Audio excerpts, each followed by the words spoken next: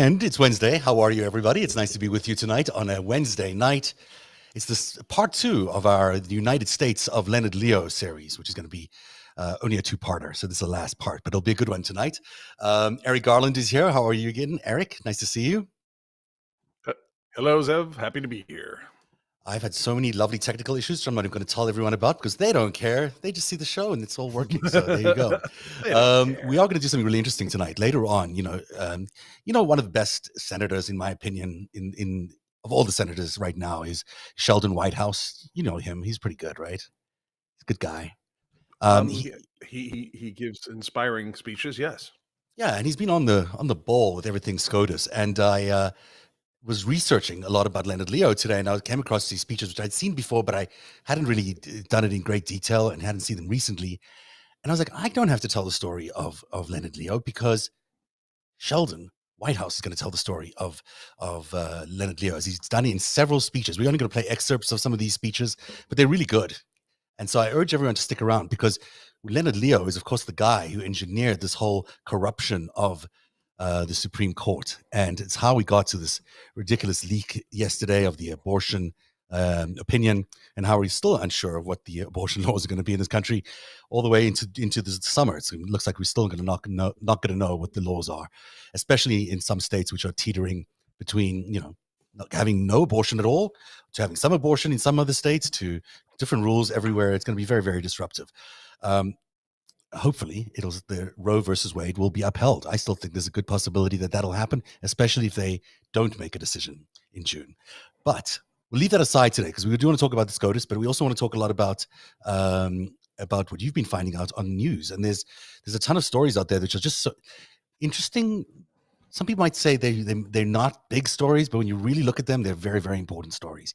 And I don't know which one you want to pick up first, but I'm going to call an audible from the pre-show here. Like this Roe v. Wade, thing, the leak of it was almost a draft of a thing we might do, a la the Steele dossier getting in the way of actual stories out there. This Sunday, Haaretz, the newspaper in Israel, started talking about how Bibi Netanyahu has been supporting the Sinaloa cartel, right, through much of his government. People that traffic drugs and children, and that's kind of a big deal because he's been under several corruption investigations that have turned into prosecutions, and the trial has been kind of slow going, and then we had a week there where we extradited the president of Honduras for drug trafficking. Then we arrested the premier of the British Virgin Islands in Florida for drug trafficking conspiracy, and he thought he was working with the Honduras government, Sinaloa. And then we find out that the former prime minister of Israel had apparently special deals and had agreed to try and protect Hernandez from extradition to the United States, which is accessory after the fact. How is he going to protect him? If you were trying he was going to use his political muscle with the Trump administration. And apparently it was one of the first things that Biden and Harris discussed as soon as they got their security briefings. There was a quote attributed to Vice President Harris where she said, well, why don't we go get him tonight? This Hernandez guy. You can see the prosecutor and her come right out. Yeah, she's like shining right now. Wait a second. So the Trump administration was potentially in cahoots with Benjamin Netanyahu in terms of not bringing the leader of this cartel to America for trial. They were basically going to collude with Bibi Netanyahu's government on something like that. Well, wow. While Barr was Attorney General, they prosecuted Hernandez's brother and brought him here. And then the president of Honduras himself was next on deck. He lost his election in late 2021, and we just got him last Thursday or so. Right. But we're now learning about Bibi Netanyahu that he was making a deal with the Hondurans. Okay. And this is actually going to roll into some other stories here. He was making some deals with the Honduran government, which you're thinking that's maybe not the closest alliance, Israel and Honduras necessarily. And it was a quid pro quo. If you guys move your embassy to Jerusalem, then we will protect your president from drug trafficking charges in the United States, which is pretty neat. What a hell of a deal. Move the embassy. Hell of a deal. Move the embassy, I mean, yeah. I mean, I think we'll move our embassy as well, right, Eric? You and I will move our embassy to Jerusalem in exchange for, whatever we can find, really. Whatever. Narrative Live. Yeah. Narrative Live will move its embassy to Jerusalem for another ad sponsor. As long as they want it. We're probably a cheap date compared to, Honduras. Yeah, well, we don't traffic. You know how much the president of Honduras was being accused of trafficking? 500,000 kilos of blow. Oh my gosh. And we don't do nearly that. So no, that's not even like a week. That's 2 weekends for us. So, That's right. But back to the story. Bibi Netanyahu is not longer in power. So we're talking about this is 2 years ago before Bennett was in power. Yes. And this came out in Haaretz. So this was an Israeli newspaper. Yeah. So Haaretz has been doing some interesting things lately. I saw recently they had a story about the Chabad, and actually a very revealing story about the Chabad. And they actually went there. They went to, what is this strange little cult that's inside the Jewish religion that also operates as Putin's, right-hand man or whatever it is that he does with them. I mean, they basically rule him. And who are they, and what do they really do? Wow! So it's coming. Yeah. So that's coming down pike soon too. So Haaretz is doing some good stuff. So that I read that on Sunday, and it's funny. You find then a picture. If you go looking around at this Hernandez guy, you'll find a picture of him shaking hands with the former illegally acting director of the DHS, Chad Wolf. Oh. Now Wolf was in the news because he confirmed a story that I wrote that went viral about the whistleblower from within the intelligence agency of the Department of Homeland Security. That's Intelligence and Analysis, INA. Mm-hmm. Brian Murphy, the head of INA, went full whistleblower because during the campaign, he said, look, I've been asked to distort intelligence products. I remember that. That was a big story. It was a big story. Yeah. And the Republicans stopped him from testifying in Congress before the election. And so the whistleblower complaint came out. That part was published, but that's kind of where it ended. Well, the Office of the Inspector General of DHS came out with a report about 48 hours ago that confirmed all that. And that's really important. There's a difference between allegations and investigations, that have got some substance to them. So, that's probably basically now we know that Chad Wolf was acting on behalf of, well, not acting on behalf of, but we're probably trying to protect Trump. But in so doing, was also acting on behalf of the Kremlin and explicitly protecting both. Wow. Explicitly in the meetings saying this makes POTUS look bad in the meetings. And there's contemporary notes. That's what the OIG goes and gets. But also, what made POTUS look bad? Yeah. The reports that specifically Russia was particularly trying to push a narrative about Joe Biden being cognitively impaired, which is very similar to the messages that were out there about Hillary Clinton in the 2016 election. And, they were disseminating the DHS is the only agency that can disseminate intelligence products to like local and state governments, depending on their need. Right. And that's where those are the people that run our elections. Mm-hmm. And to know that, hey, there are people attacking our election from abroad, what are they going to do about it specifically in this state or this county? Maybe something, maybe nothing, but that's how they get informed about it. And it's a unique intelligence service. And Chad Wolf had no right. First of all, he was illegally acting in his job. He had never been confirmed by the Senate. Neither had Ken Cuccinelli. These guys were just squatters. Yeah. And they were acting though. Weren't they acting? They were illegally acting. Okay. It was federal judges were like, dude, you didn't get confirmed. What the hell? Get out of there. You're in somebody else's spot. You shouldn't even have coffee in the break room. Get the hell out. Oh my gosh. Where have we been? And Chad Wolf used to work down the hall for me in DC. It's weird. Well, the higher the rise, the longer the fall, I think, whatever the expression might be. We took different paths. I'm not running interference with the Kremlin. He is. We both met at the same water fountain, no doubt. But anyhow, But he was sitting in on intelligence, production meetings, and there is a very defined path of how, it goes from the analyst to the supervisor, and then it gets deconflicted, all this stuff, and it goes around, and then there's an advance notice of the intelligence, and then there's the publication of it. And Chad Wolf dropped in. These things have to be, organized. Principles. Otherwise you get, these are big agencies, it's bureaucracy, and everybody checks each other's work. And he dropped in after they did, like, I believe, the advance notice of the intel that was going to go out. And he said, you need to add some Iran and China stuff. I remember that. I remember they came out and they did this weird press conference. I remember, I think, it was Ray who came out and did a press conference about China and Iran in trying to interfere in the elections, but not really Russia. It was just odd. Like, it just seemed like a weird thing to put in there, because it wasn't really, yes, of course they were trying to interfere, but it wasn't on the scale of Russia. I'd forgotten that Ray did that press conference. That's weird. Yeah. Now, right? God, awkward.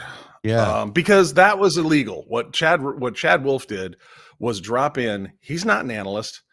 Like, he's a golf caddy. He's a paperweight. And he goes, nope, we need to add some Iran and China and cut down on the Russia, because it makes POTUS look bad. And then he stopped the publication of the Intel product. Oh. And very correctly, Mr. Murphy, the head of INA, said, I'm out.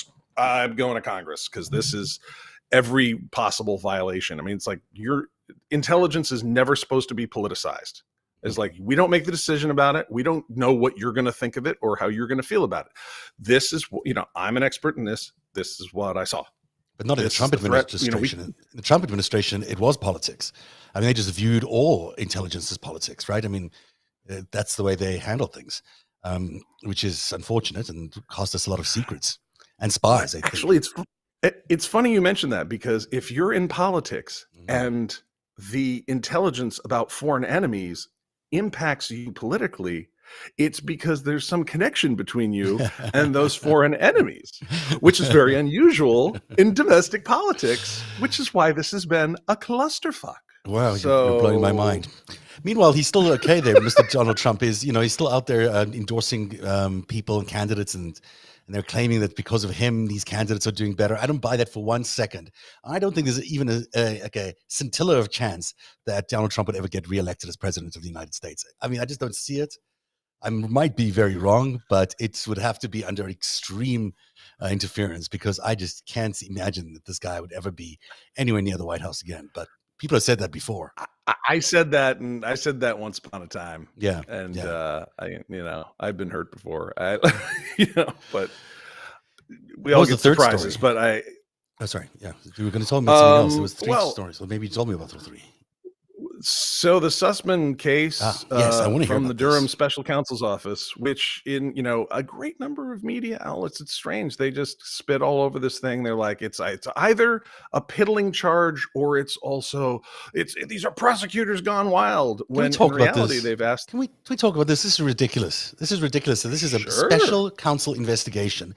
Under the current administration, under the current AG, who happens to be a judge. Like, he's not just just an AG. He's not a politician. He's an actual judge. This is a special counsel investigation. The guy's name.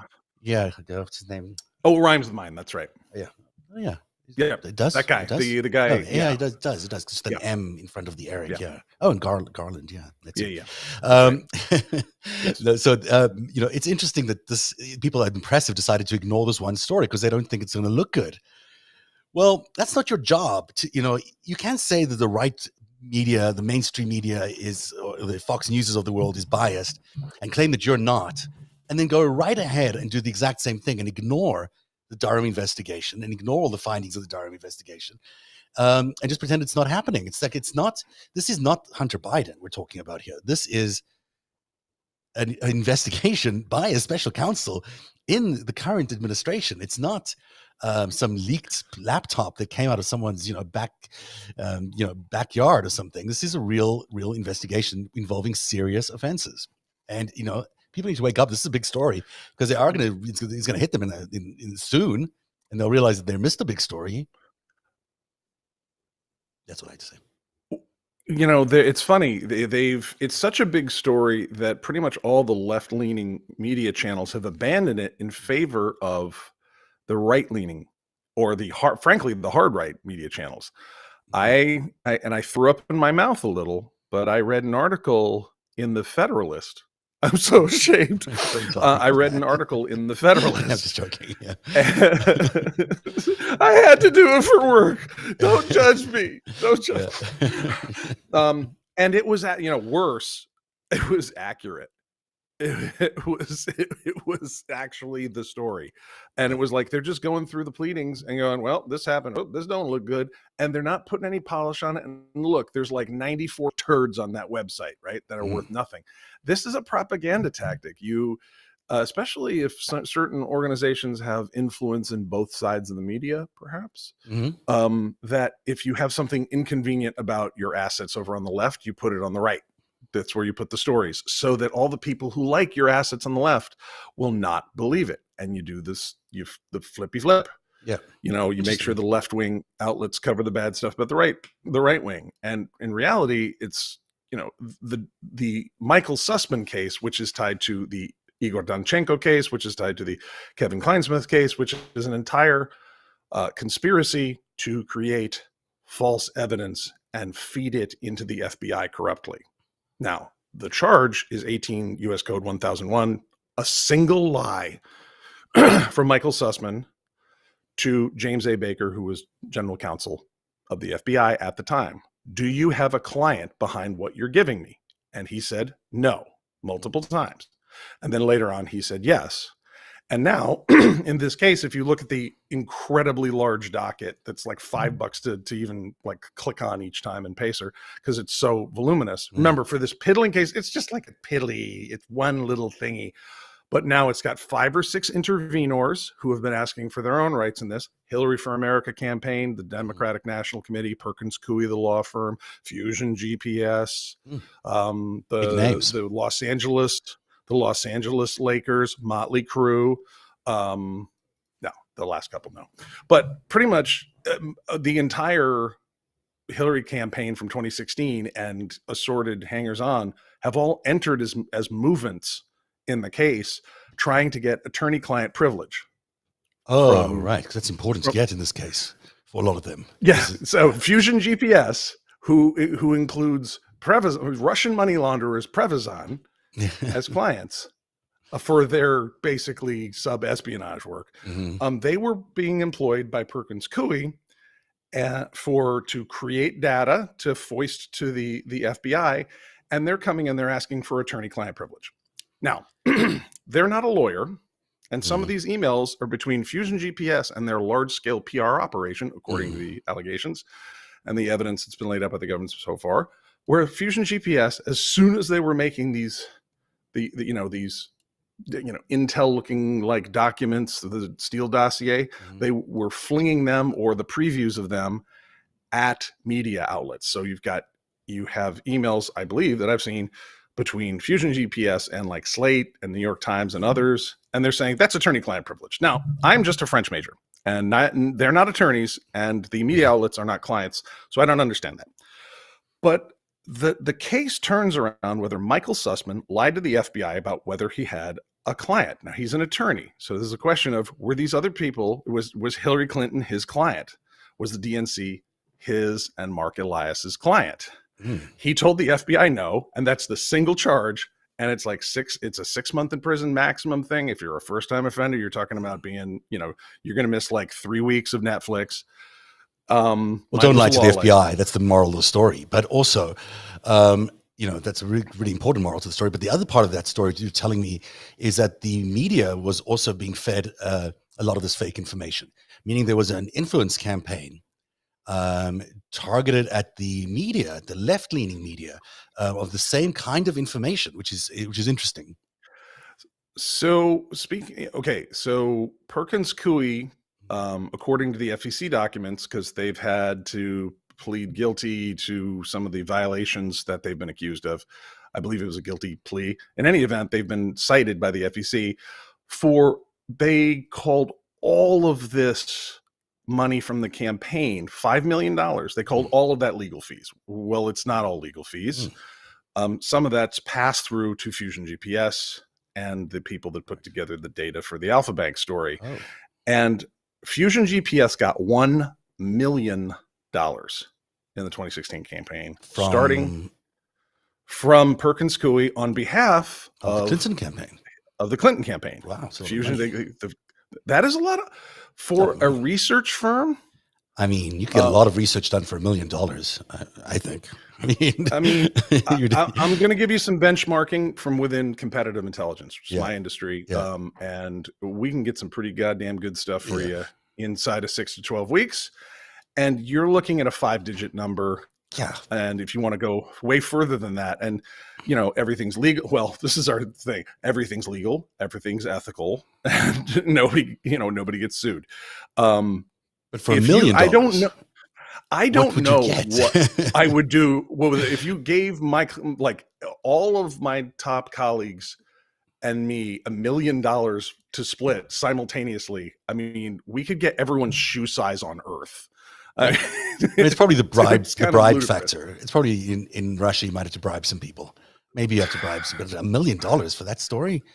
I mean, gosh. Well, and it looked like they had a boiler room going to the U.S. media. So it's funny. Over in Russia, you've got the Russian military spreading disinformation, and on U.S. soil, you've got the Clinton campaign paying for disinformation that it's created on purpose. Wow. Just, I know the reaction is always visceral when people say something negative about the Hillary Clinton campaign. This does not mean Hillary Clinton did it. It just means that there is some people in her orbit that might have been doing some bad things. It's not that uncommon to do disinformation amongst campaigns.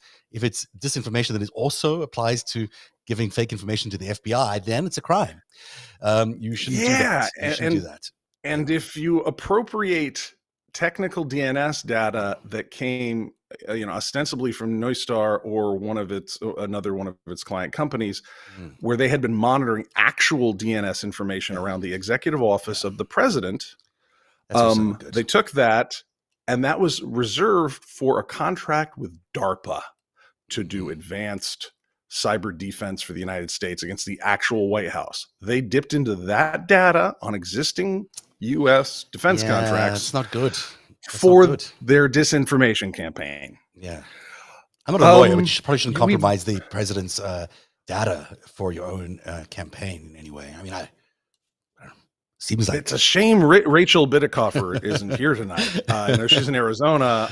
Hey, Rachel, if you're out there, what do you feel about stealing data that was meant to be set aside for a DARPA contract? You ever do that? Rachel's saving Arizona for us, so don't distract her. We're very excited that she's doing it. And I'll bet she hasn't stolen a bunch of data from Lawrence Livermore Labs, Sandia National Labs there. And it's like, they had some nuclear triggers, but we got a thing we want to push to BuzzFeed and Gizmodo next week. Which is what this was. It's so bad that they did this, because they had a winning campaign anyhow, theoretically. This didn't really help them much, and and now look what they've done. They've caused this stink on their entire name. Goes on for. I'm going to cover this in more.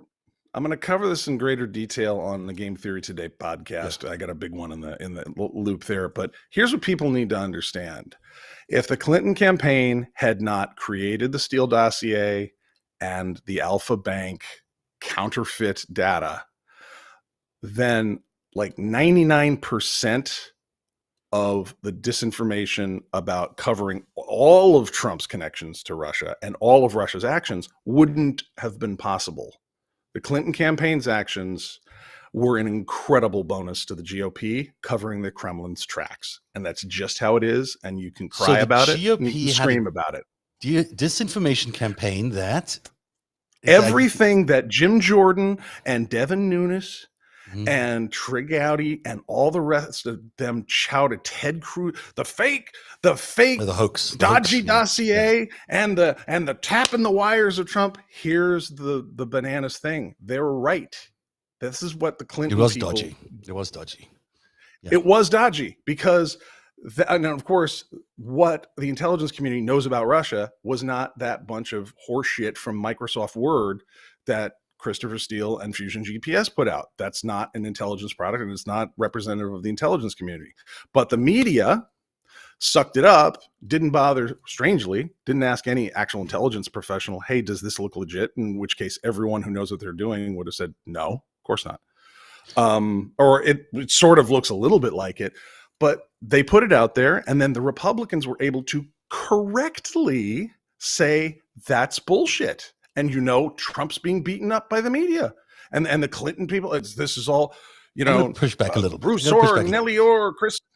The Steele dossier is actually, for the most part, most of it, like 95% of it, appears to be accurate. Like it is fact checkable, and it is accurate.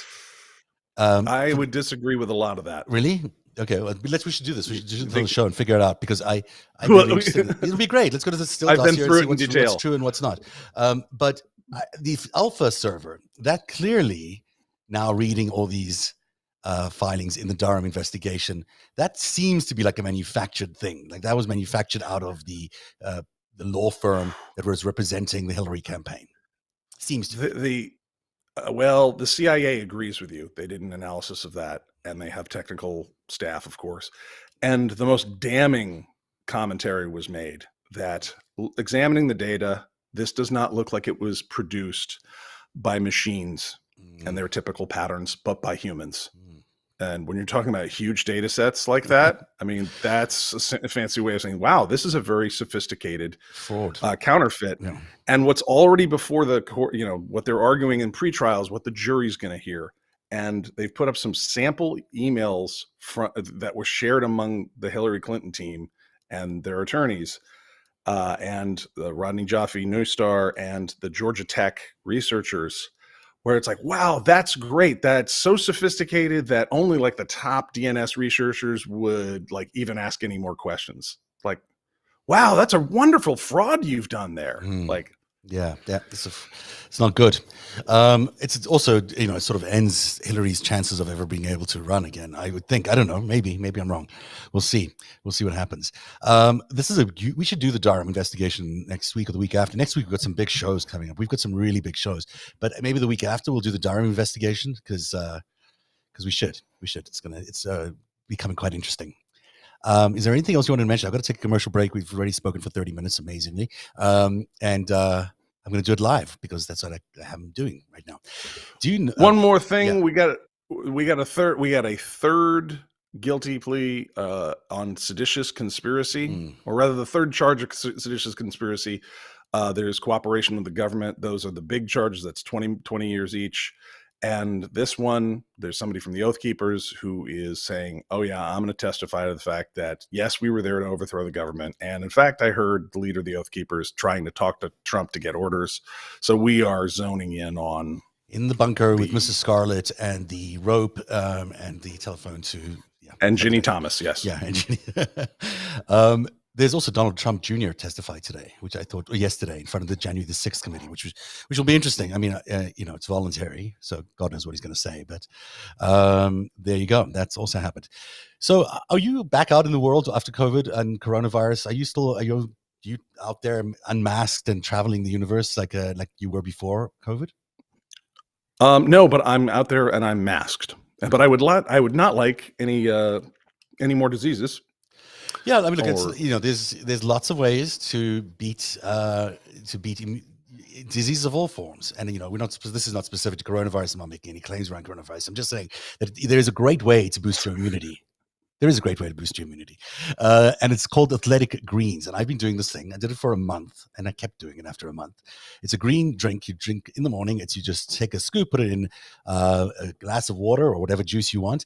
It tastes really good, which is the biggest thing about green juices. I know when I first looked at it, it does not look so appetizing because it looks like vegetables. It is basically vegetable, but it tastes really kind of good and refreshing. And it has like 72 different nutrients and vitamins that have been specially formulated to give you everything you need in a day. Just imagine everything you need an entire day in one scoop. And so I'm thrilled that these guys are advertisers on Narrative, because it's one of those things that I can, wholeheartedly endorse. And I think it's a really good purchase for everybody. It does lots of good things for you. It gives you better energy, better memory. You feel healthier. It's just a delight to have in your day. It'll make you feel so much better. Plus, AG1 will only cost around $3 a day. And that's not bad considering all the, try to do that. Try to get all your nutrients in a day from food for $3 a day. You could not do it, but you can do it with Athletic Greens. So they're also giving Narrative Live viewers a special offer. Athletic Greens is going to give you a free 1-year supply of immune-supporting vitamin D and 5 free travel packs with your first purchase. All you have to do is visit athleticgreens.com/narrative. Again, that's athleticgreens.com/narrative to take ownership over your health and pick up the ultimate daily insurance, life insurance, health insurance. That's what it was. Thank you, Athletic Greens, for supporting Narrative Live, and thank you for supporting Athletic Greens. If you are going to buy it from them, it really helps the show, and it gives us more revenue to keep running these great programs that we do. I have an Athletic Greens story that is completely organic. This was not set up with even Zev. But even before I heard about them as advertisers, I have a dear friend whose wife is aiming to live to 100, and she's like a certified health coach and whatnot. And she was already using this product and loves it. And I can tell you, she stands by it. And for me, with all the stress of all this news, I just rely on comfort foods, and I actually do not get all the same vitamins and minerals that Zev does, and that's why I'll probably expire before Eric, the end of the year. I am going to make sure that you get some Athletic Greens. I sent you. You just get me the address. We're going to make sure you get some, and we'll monitor your. You'll give you a 30-day challenge on that and see how you feel. We'll get my blood pressure down under 500 over 300. It's weird that actually eating vegetables and fruits and things are actually good for you. Mom was right. Mom was right about all those things. That these greens are healthier than what the junk I normally eat. I mean, I order like bad junk food all the time. It's so this really helps me. We should do the Supreme Court, because that's what the topic of tonight's show is. So I'm going to quickly just switch around the graphics here. Rachel's not here on Friday, and we have to figure out who is going to be our co-host for Friday's show. So we're going to figure that out, and just reminding myself of that. And we've also got to tell people about next week's shows. There's 2 big guests, and I haven't discussed them with you yet. So I'm going to try leak them, try hint at them without revealing who they are. One is going to be a guy who's an actual, let's call him an FSB insider, or someone who's very, very close to the FSB. He is not currently in Russia, in case you're wondering. And he's been a really accurate source of what's been going on in Russia in terms of these fires, these independent it seems like a rebellion is happening inside of Russia. Every other day, there's some sort of fire at a munitions plant, or a bus in Red Square yesterday. There's a lot of that happening. He's going to tell us why. He's going to tell us exactly what's going on. And so that's going to be really interesting. And also, we have one of the eyewitnesses for January the 6th, who's going to be joining us next week as well. So there's tons and tons of news to be reported on next week, plus our special guest. So it's going to be a busy week for us. All right. So now the United States of Leonard Leo. We spoke about Leonard yesterday. I mentioned earlier at the show that I was trying to research more about him because he's such an interesting guy. I mean, he comes out of nowhere. He suddenly is this like uber, super powerful person who's able to install an entire Supreme Court, corrupt the entire Supreme Court, and is able to do so in what seems like 4 years. I mean, even if you're a Superman, that's impressive to do. Obviously, there's a much bigger story to everything about Leonard Leo and everything about the Federalist Society, which he runs. And there's 2 little tapes I'm going to play. They both come from Sheldon Whitehouse, who's the senator of Rhode Island. And he is on the Intelligence Committee. I think he's in the Intelligence Committee. But amongst other things, Judiciary Committee, sorry. He is very on point when it comes to allowing himself to tell the Supreme Court justices exactly what he thinks of how they got there. And he did that with Amy Coney Barrett. And I'm going to play you that 20-minute speech that he gave her about how she got to be a Supreme Court justice. But before we do that, I want to play you another piece from an earlier tape. This is from what he called, and you should look this up online. It's really a very, very good series. It's called as I'm trying to remember the name, The Scheme. And it's basically him going through the whole campaign to change the Supreme Court into this right-wing activist, pro-business court that it is today. And he identifies the origins of this particular story back in 1971. Believe it or not, 1971. So the guy's name is Powell, and let's see who Powell was. And it's not playing. Amazing. Why is it not playing? Oh no. Let me try this.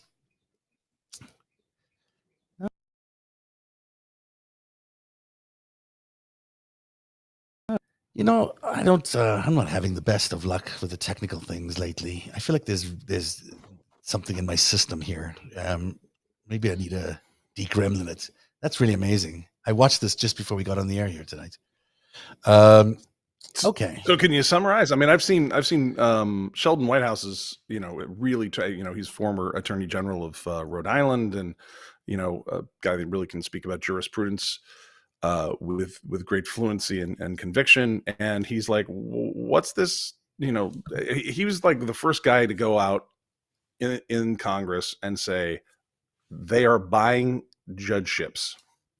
That's what this is all about. Because if you get enough lifetime federal judges, enough lifetime appellate judges, enough Supreme Court judges, you can make the law say whatever you want. Or let's say you're making new laws in the legislature. Well, somebody's got to judge those, eventually, or create precedent case law, and you can change the entire shape of a country. I mean, look at McCutcheon and Citizens United, which is like, money is speech, and also don't tell us where the damn money's coming from. So we know after Maria Butina and who was her boss, the Russian mob dude from Barcelona, all the money they send in through the what's his name? Torsion was his name. Torsion, Alexander Torsion. That's yes. Right. So wait a minute. Is there money speech? Why do Russian mob bosses get free speech in U.S. elections? Well, because of McCutcheon and because of Citizens United. Yeah, I mean, this is really a campaign to changes the whole country. Yeah, and he identifies in all of this is that back in 1971, they were able to start this secret campaign, the secret scheme to basically occupy the court, and then turn it into a pro-business, anti-civil liberties kind of a court, which it is today. I mean, they clearly succeeded. And so the Leo Leonards of today did not just pop up. They came from a much earlier time, when it was Powell, this guy Powell, who started this whole thing. Now, because I can't find that tape, I'm going to just jerry rig something here. I am going to just play this thing that he did with Amy Coney Barrett by trying to steal it off YouTube. So this is because I think I can. And the year 1971 is very interesting because that's around the time that we established the Racketeer Influence Corrupt Organizations Act, or the RICO Act, because the power of the mob in so many areas was so big. Yeah, we needed different prosecutorial tools in order to take on these big networks. Oh, it's interesting. That's interesting. Yeah, and it's interesting that you got the Republicans started going south into some of those churches that are connected into some Dixie mob money laundering, and there were a lot of changes, and then you get into the you look at how what the Reagan White House was up to, and then the Clinton White House, and sometimes I wonder if this is really a big story about organized crime wanting to get rid of the rule of law. I mean, it certainly does look like that. I look at this, the Trump family, and it just looks like a crime family to me. It does not. I don't even know how they can be viewed as anything else, and yet somehow they've been accepted as a legitimate political force in this country by people who must also then be crime families. I mean, or connected to crime. Otherwise, it doesn't make sense to me that they would be so so capable of doing such a thing. But it just seems like they are. Look, the Scorsese. I mean, I love the Scorsese films. I love the Godfather films. I think are essential to understanding what's going on today in so many ways. and Casino and Goodfellas. However, Casino and Goodfellas particularly are very subtle pieces of propaganda. Really good propaganda only leaves out a couple parts and gets you the whole story that was going to come out anyhow, or that maybe you kind of knew anyhow, and you're glamorizing a little bit, and you cut off a couple parts. Like in Casino, it ends in like 1995 there with a picture of the MGM Grand Hotel, and it's like, then the corporations took over, and that was the last time they let guys like us touch anything like that again. It was like, yeah. I'm going to play this. I'm not. This is not what I intended to, but I think it's going to be good anyhow. This is Sheldon Whitehouse. He's going to talk to us about the Kavanaugh operation. So fast forward from 1971 all the way to 2018? When was he? Something like that. Yeah, 2018. 2018 is when Kavanaugh was put into power, and he explains to us exactly in great detail here how Kavanaugh got his job as a Supreme Court justice. The scheme to capture our Supreme Court. In this case, it'll be through the lens of how recent justices got on the court, and I will choose Brett Kavanaugh. I think we all remember the famous list, the Federalist Society list that Donald Trump promised to follow in Supreme Court appointments. The first interesting thing about Brett Kavanaugh is that he was not on the list of candidates that Donald Trump had offered up. This list that bought peace between House of Trump and House of Coke. Trump had promised he'd appoint off that scheme-approved Federalist Society list. He didn't. And yet, no one complained. That's a telltale right there. There was no complaining because Brett Kavanaugh knew this terrain. He knew the central operative at the heart of this scheme, Leonard Leo. He had worked on judicial nominations in the Bush White House with Leonard Leo, who coordinated big donor support for judicial nominees. I've described before a judge who bemoaned to me what he called his colleagues auditioning for higher office, auditioning for the Supreme Court. Auditioning was a telltale word that stuck with me. You don't audition without someone to audition to. Well, Kavanaugh knew the guy at the center of the scheme, and he knew that the donor turnstile to the Supreme Court was run out of the Federalist Society. So Kavanaugh not only auditioned with Leo, he auditioned at the Federalist Society. And no one auditioned harder than Brett Kavanaugh. As a circuit judge, he campaigned through 27 Federalist Society events. I think he set the record for auditioning at Federalist Society events. He knew who, and he knew where, and he also knew what the big donors wanted. So he made sure his circuit court opinions signaled his chops. On abortion, Garza v. Hargan, okay to force a teenager to wait indefinitely for an abortion as the clock ran. Check. On guns, Heller v. District of Columbia, a dissent in the follow-up case to the Supreme Court Heller decision. In his case, one even more extreme than Scalia. Check. For polluters, PHH v. CFPB, waiving the Federalist Society unitary executive banner, even saying that regulatory agencies are a significant threat. I'm quoting him here. Regulatory agencies, the things that protect us from pollution and cheaters, are a significant threat to individual liberty. If you're a polluter, check. And most important to this dark money scheme, Emily's List v. FEC, where he said that front groups are constitutionally entitled to raise and spend unlimited money in support of candidates for elected office because it is implausible that contributions to independent expenditure political committees are corrupting, end quote. Yeah, how could that possibly be corrupting? Check. So this is behavior In nature, when you see behavior, you can draw conclusions. When you see, for instance, a vulture wheeling, you can expect something dead below. It's not always true. The vulture may just be wheeling in an updraft eddy, but you get a number of vultures wheeling, it's pretty reliable that there's something dead below. And when so many judges start auditioning for advancement, that their behavior acquires a name from other judges, you can be pretty sure there's an audience for their auditioning. And Kavanaugh knew that audience. His relationship with Leonard Leo, his hustling of Federalist Society events, his insider knowledge of the Republican selection process and the big donors, and his ardent display of his wares in all the ways big donors would want, was a winning combination.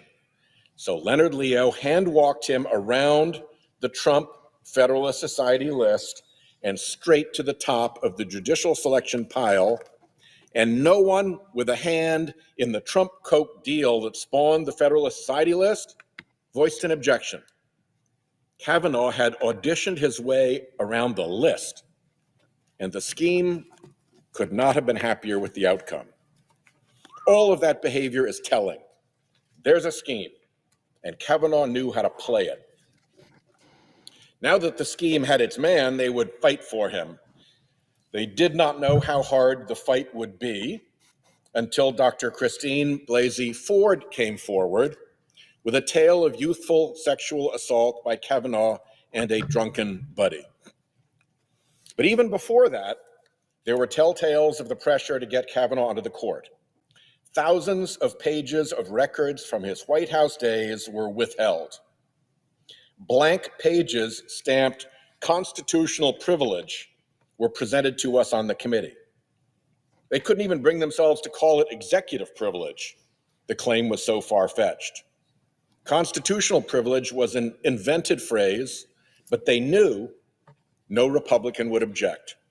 The pressure was on, the play had been signaled, the money behind the scheme was the money behind the Republican Party, so Democrats could complain, but the Republican wall would hold. All our objections and requests would be overruled.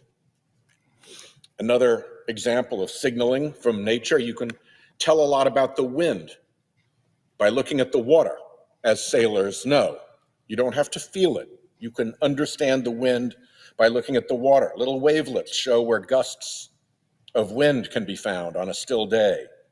The water darkens where there are stronger puffs on windy days. As the wind grows, the waves grow bigger, and then whitecaps form. And as the wind strengthens more, wind lines appear, Langmuir circulation, the scientists call it, aligned with the wind's direction. And in a full gale, spindrift, foam from the tops of the waves, spindrift blows off the wave tops. In the same way that you can tell a lot about the pressure of the wind by looking at the behavior of the water, you can tell a lot about the pressure of the scheme by looking at the behavior of the Republicans, particularly in the gale force controversy over Dr. Blasey Ford's testimony. By all rights, in any normal world, Kavanaugh would have been withdrawn. The fact that he wasn't is a telling signal of pressures afoot. Allegations of sexual violence motivate domestic violence and victims groups, groups which senators do not ordinarily choose to cross. Is one judge worth that? Why not just pick another? Yet they went forward. Another telling signal of the pressure. Senators usually prize their chance to question Supreme Court nominees. Yet Republicans gave that up to a female prosecutor sent to disarm Dr. Blasey Ford's testimony. Yet another signal. Of course, that didn't work. The witness's testimony was clear and credible. The female prosecutor was sent packing.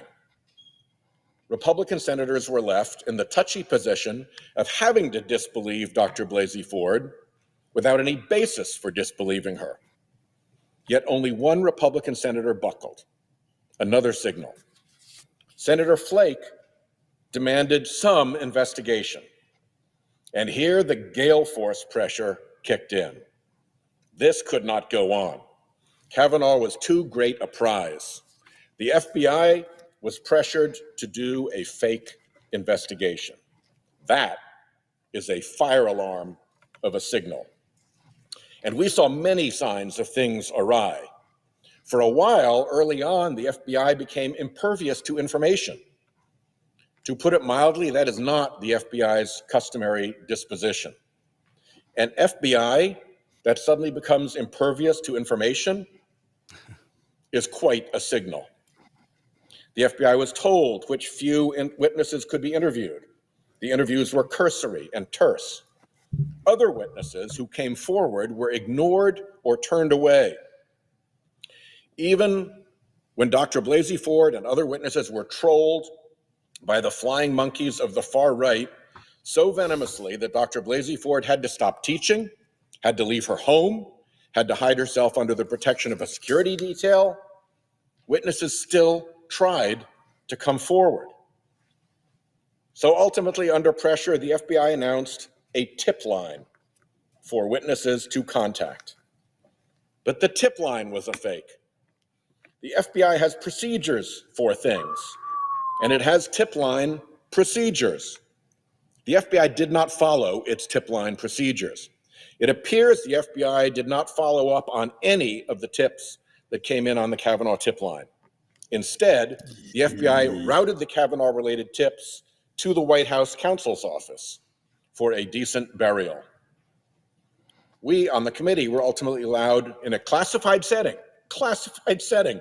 2 hours of what you could call speed dating with documents, to look through pile after pile after pile of documents. No notes allowed, no photos allowed, no copies allowed. One of those piles, though, was tip line results. So we know the tips came in. The FBI admits thousands of tips came in. 4,500. None. 4,500, yeah. FBI statements at the time said they were following standard procedure. What they meant by that, which they later admitted, is that in background investigations, they are agents of the White House and under White House political direction. So their regular procedures did not apply. The standard procedures they said they were following was the procedure of not following the standard procedures, if you can get around that verbal somersault. What the FBI did not say is that aside from standard investigative procedures they did not follow, there are also standard FBI procedures for background investigations. The FBI is a procedure-bound institution. We're still digging, and we're going to keep digging, but it looks like they didn't follow those background investigation procedures either. I'm going to stop it there because we're going to run out of time. But I mean, I think you get a sense of where Sheldon is going there. I mean, I think you've got these corrupt judges on the court. It's just there's no other way to look at them. These people are not meant to be there. These three in particular, they were all led in there by Leonard Leo. They should not be there. They're not qualified. They basically were recipients of a scheme paid for by the Kochs. $17 million went for each of their advertising campaigns to support their way in. I mean, these people should not be determining whether abortion should be legal in America or anything should be legal in America. They're basically mouthpieces for, industrialists. Well, I want to revisit some of Senator Whitehouse's language there. Remember, he's a prosecutor, right? Attorney General in Rhode Island, a place that's got a little bit of mob going on there, if you've ever heard of it. Yeah. The scheme. Yeah. Manner, the in furtherance of the scheme is key language in any criminal conspiracy case. So for him to keep banging on that over and over, and this person was connected, and then they did these acts, and they had these they had this meeting of the minds, the predicate acts. That's racketeering talk. Yeah, only it's the justices, criminal so you can't do that. Can't do anything to them because they're the justices. I mean, but he's saying that these guys were, he's hinting very strongly. Every attorney their ears should perk up here. He's hinting this is a criminal conspiracy. This is not a yes. legitimate process, and that's the them's fighting words. I So think the other he's part right. of this, the other part of this I was going to play is showed how Leonard Leo and his Federalist Society also fund all the court cases that then lead up to Supreme Court cases that are then heard in front of these Supreme Sure. Court justices that they funded. So it's a very clean private scheme. actors.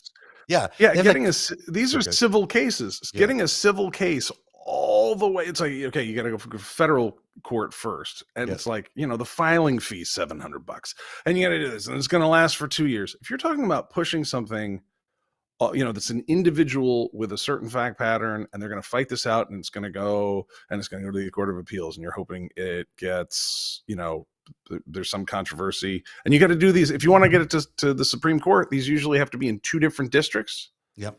So that there can be a fight between the 2 different circuits. Yep. 2 different circuits so the 2 circuit courts of appeal will hear it and have a slightly different ruling, and then they will send it up to the Supreme Court to say, all right, what's the law of the land here? That takes a long time and multiple cases and multiple tries to get this in place. So And then- this and- is, and they've got it's a lot of money. Well, let's think about the money. Is that they've got not only the money is coming in there from the Kochs or whomever, but they have all these opaque, arm's length LLCs that they can run this stuff through. So, you'll never find out who the real backers of all these things are.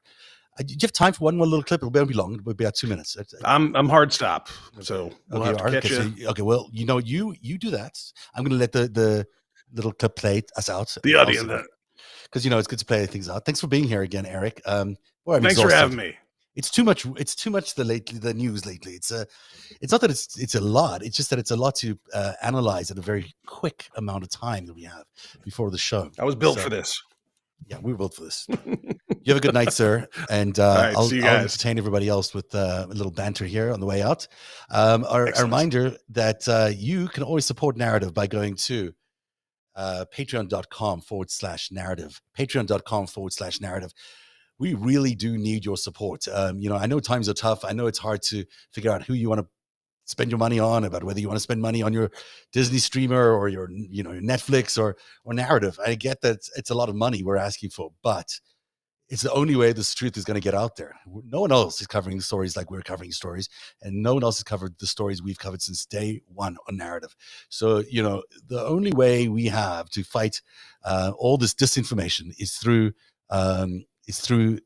reporting and telling the truth. And that's what we're trying to do here on Narrative. So I'll appeal to you to please go to patreon.com/narrative and help us out, because we really do need more patrons to keep going. Also, thanks to our sponsor tonight, Athletic Greens, and you can get your free goodies with your Athletic Greens order if you go to athleticgreens.com/narrative. And I'm going to leave you with a little bit of this of Sheldon Whitehouse talking to the confirmation hearing for Amy Coney Barrett. And as she was being confirmed, he took 30 minutes out of the confirmation questioning to remind her of where the money comes from that funded her case. So this is impromptu, so I don't know where I'm picking it up, but you'll get a sense of how it works. And we'll only play a couple of minutes, and maybe we'll pick some more of this up on a later show as well, because it is really, really interesting stuff. So here's the Sheldon Whitehouse.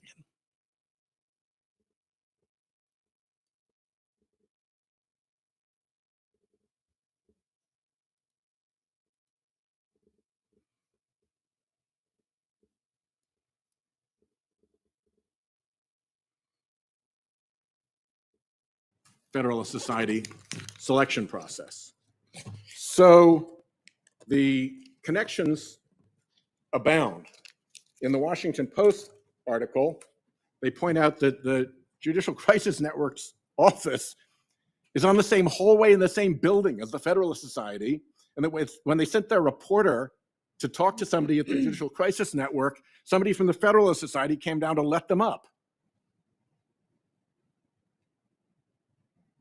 This more and more looks like it's not 3 schemes, but it's one scheme with the same funders selecting judges, funding campaigns for the judges, and then showing up in court in these orchestrated amicus flotillas to tell the judges what to do.